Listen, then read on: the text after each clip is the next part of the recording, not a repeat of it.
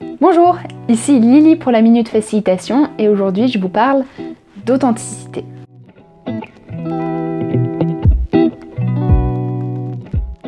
Alors déjà, pourquoi l'authenticité? L'authenticité, c'est un sujet qui me tient à cœur et que j'essaye de rendre le plus facile à aborder par mes participants et aussi par les facilitateurs que j'accompagne. L'authenticité, c'est un sujet que j'ai eu l'occasion de traiter récemment en collaborant à un cahier de l'authenticité qui a été coécrit avec l'équipe de The Changemakers. Et pour élaborer ce cahier de l'authenticité, on est allé interviewer des personnes dans le monde professionnel, dans le monde plutôt personnel.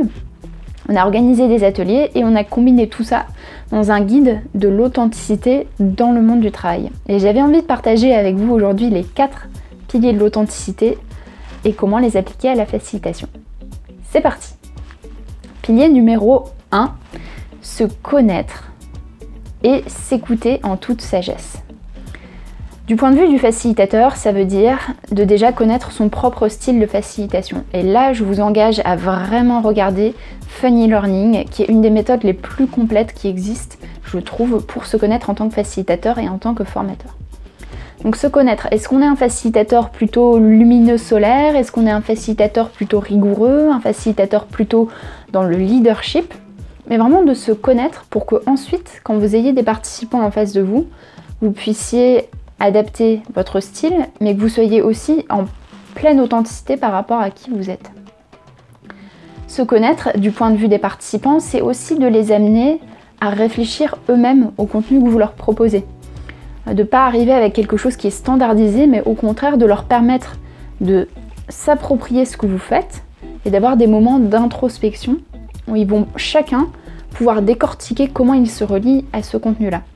Par exemple, si vous faites une session de facilitation, vous allez les faire travailler sur, l'optimisme par exemple, vous pouvez créer un exercice d'introspection où vous les faites réfléchir sur les expériences optimistes qu'ils ont eues, les expériences où ils étaient plutôt pessimistes, et ça va leur permettre de mieux se connaître. Deuxième pilier de l'authenticité, aligner ses valeurs avec l'action.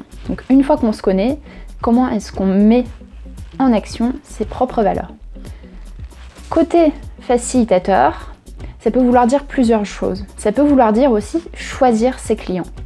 Choisir des clients qui sont en lien avec nos valeurs, avec les messages qu'on a envie de faire passer et s'autoriser à dire non quand on sent qu'on n'est pas aligné. Et en tant que facilitateur, ça veut aussi dire choisir les méthodes qui sont liées à vos valeurs. Par exemple, si une de vos valeurs, ça va être la douceur, par exemple, je vous conseille de ne pas aller vers des méthodes qui sont plus très dynamiques et parfois un peu bousculantes de facilitation, qui vont être très utiles à des groupes quand elles sont bien amenées et quand elles sont en justesse par rapport aux facilitateurs. Et point de vue des participants, aidez-les aussi à eux dire leurs valeurs et à aligner les valeurs avec les actions. Ça veut pouvoir dire aussi parfois d'accepter d'être au contredit. D'accepter qu'il y a un participant qui vous dise non, ça je suis pas d'accord, ça rentre pas dans mes valeurs, et que vous créez ce cadre d'accueil. Ce qui m'amène sur le 3e pilier, qui est l'ouverture et la posture d'ouverture. Du point de vue du facilitateur, ça veut dire une posture d'accueil. D'accueillir l'authenticité des participants et de, au mieux que vous pouvez, ne pas les juger. Gardez cette posture neutre, comme on en a parlé dans la dernière vidéo, et accueillante de l'authenticité des participants. Et du point de vue des participants, ça veut dire aussi que vous devez pouvoir les autoriser à être authentiques. Les autoriser à chacun rester dans cet état d'ouverture les uns par rapport aux autres, de ne pas se juger ni soi-même, ni l'un l'autre. L'authenticité, ça peut très bien être une règle de collaboration, tout comme la posture d'ouverture peut l'être, tout comme l'absence de critique. À vous de choisir le mot qui vous parle le plus.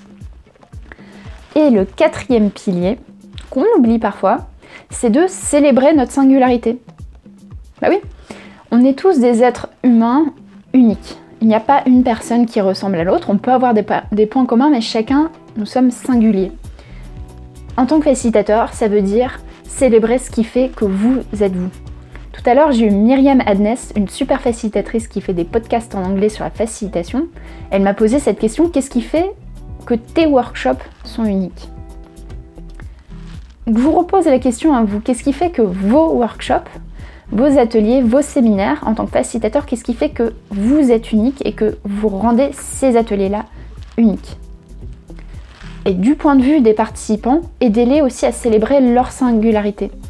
Faites-leur des feedbacks positifs, aidez-les aussi à se faire des feedbacks positifs les uns aux autres, à témoigner de la gratitude, à témoigner de la reconnaissance, pour que chacun ressorte de cet atelier avec plus de compétences, après avoir avancé sur leur projet, mais qui ressortent aussi avec plus d'enthousiasme et plus de motivation, et qui se sont sentis écoutés, respectés et célébrés dans leur singularité.